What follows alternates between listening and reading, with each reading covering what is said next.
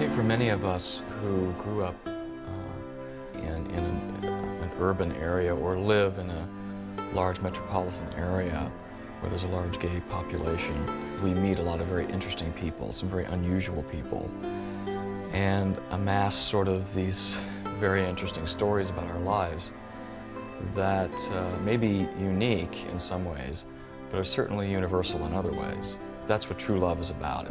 It is those stories.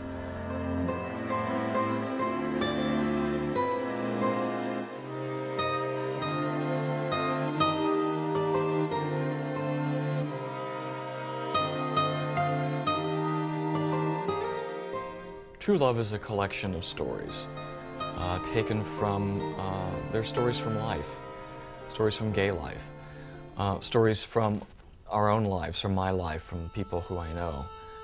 They're not your typical love stories. The irony of true love, of the title True Love, is that very few of the stories are really about succeeding in finding true love.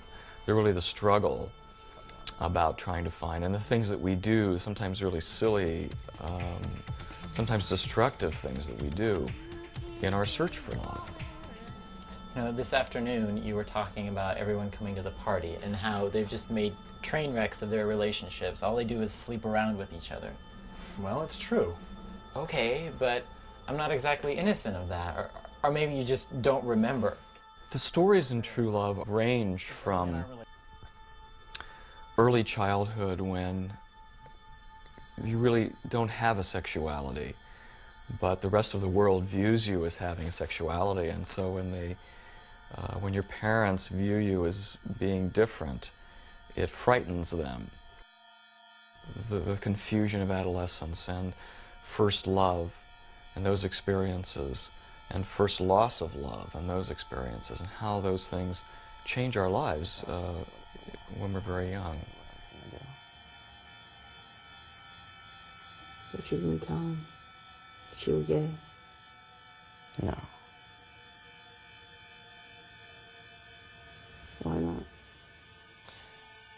Because, Greg, I'm not sure if I am.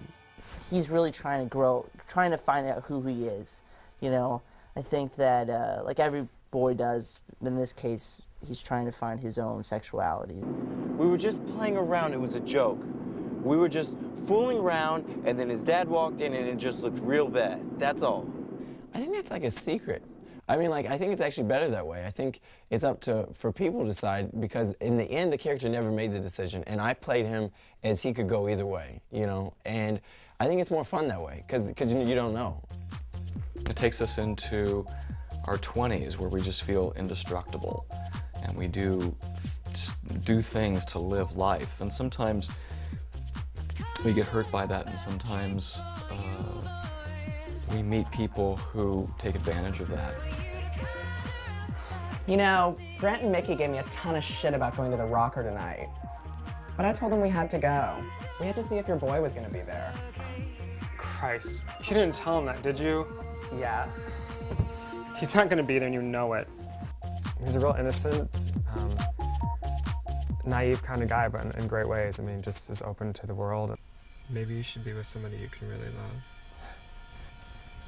If I loved somebody so much, I would never treat him like that.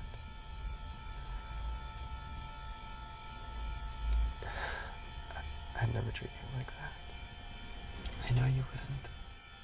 The part that I liked about it is that, as far as the gay contact, that goes back to the fact when Michael called me for the second audition, he explained, he said, you know, there will be, you know, a sex scene in this film, and I was like, thank you. You know, I see so many films that are supposed to be gay, but there's really no gay content, because how patronizing would that be to an audience to like have this build up and then like nothing ever happens? I hate that. Midlife, where, you know, you've been in a relationship and you've had that wonderful relationship, and after years and years you suddenly realize that it really does work. You found that person that you want to spend the rest of your life with.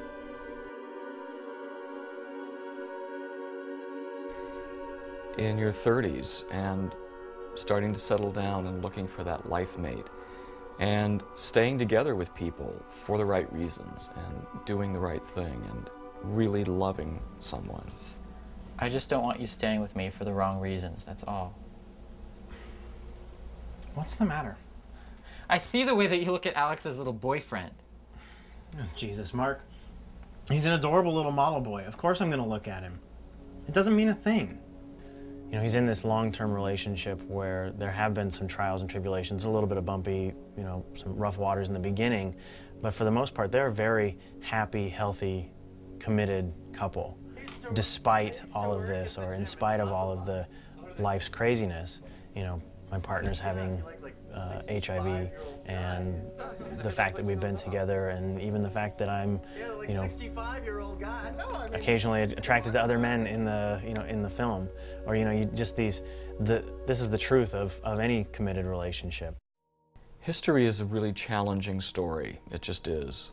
It's a story about a young man who comes back from college to confront his gay uncle, who he's always loved and had a wonderful relationship with, about his feelings of being molested by him as an adolescent.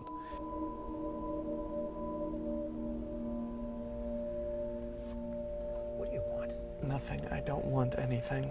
You must want something, otherwise you wouldn't have gone to all the trouble to bring this up. All I want is for you to admit it. What? Just admit it and this will all be over. It's a very difficult story to watch, but I think it's a very important story to watch because I think it tells us something about how we view the world. A Little Drama is a total fantasy, although it's based in truth. It's about those times when you're in the high school play and you're in this world, you're in this theater world, you know, and everything is a fantasy. We're sort of in the mind of this boy who falls in love with the kid playing Romeo, and they don't speak, they don't say anything, but this wonderful magical thing happens. And I think the reason it's in the film is because it's I think what we all fantasize about the way our love life should be. Having Michael, you know, being an openly gay man directing the film, and having written it, you know that it comes from a place of truth. This is just real stories about real characters in real life, and that was really something fun to be able to work with and have a part in. I think that that's the beauty of his work, and I think that you can see it. I think that you can see that it's just not a lot of people working for Michael, but a lot of people that really understand where he's coming from and all getting together to do this piece. And I think that's what drew me to this film, is because it's such a passionate materials. I've become one of those stories about a filmmaker who just decided to make his feature film and got people together who really cared about it and wanted to make it, shot it on digital video for under $10,000, and edited it in my bedroom on my Macintosh computer. Well, I really enjoy digital, like, as a cinematographer. I think that it gives you more time to actually play around with lightings, with like how that work with the set and then angle and shot. And I think that's the beauty of it. And Drew and Lonnie and Grant and Mickey are all going to be here with them, talking. And Cut. Cut. Just let him go. we ended up getting this great cast of people who really wanted to make this movie, and crew people and staff people and a producer who really wanted to make this movie. And we shot the film over a period of over a year, just on weekends and whenever we could, because people were working, and you know, you don't want people to stop working. And each scene we did, it's always around one weekend. Basically that's the only time that we can actually, everybody can do it. The wave shooting where you're walking with a Steadicam, or you're shooting it in a car without permits, something like that, like to me was perfect because it puts you in the right mindset. He's really about the acting. He's really there for the actors. Not that to say that other directors haven't been like that, but I mean, he just really wanted to make sure that we were comfortable with the material. That's where we cut the puke scene. Okay, that's right. Okay. Okay. There's a big hole in the scene now because nobody's supposed to leave. I was waiting for my cue. Sorry. I think for having no money to make the movie, having all these people donate their time to work on it, I think we made a film that comes from a real place of honesty, and it's life stories that we can all relate to, whether we've experienced them or not.